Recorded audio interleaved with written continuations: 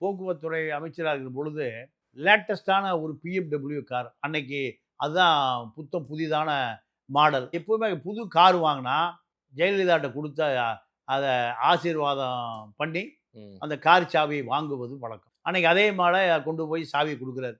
அம்மா அந்த BMW latest காருமா, உங்கள் நீண்ட நாள் ஆசைமா, நீங்கள் ஆசீர்வாதம் பண்ணி கொடுங்கம்மான்னு கொடுக்குறாரு. கொடுத்த பிறகு அந்த கார் சாவி வாங்கிட்டு, சசி இந்த மாடல் நம்மகிட்ட இருக்கு அம்மா கேட்குறாங்க.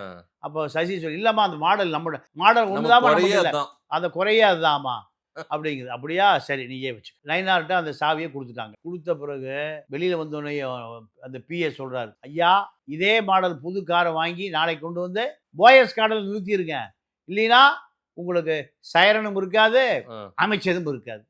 2 நாள்ல போக்குவரத்துறை அமைச்சர் போராடி அந்த பிஎம்டபிள்யூ லேட்டஸ்ட் மாடல் அதை யாரோ ஒரு மார்வாடி புக் பண்ணி அவருக்கு டெலிவரி எடுக்க வந்தாராம். மார்வாடியை கூப்பிட்டு, நீ மார்வாடியா இருப்ப, நான் ஏர்வாடியா போயிருவேன், உடனே இந்த காரை கூட உனக்கு பிரீமியம் எவ்வளவு பணம் வேணும், நான் ஏர்வாடிக்கு போயிடுவாப்பா அப்படி அந்த காரை நேராக கொண்டு போய் கொடுத்து அம்மாட்ட, அம்மா இந்த கார் நீங்க போகணுன்னு விரும்புகிறம்மா.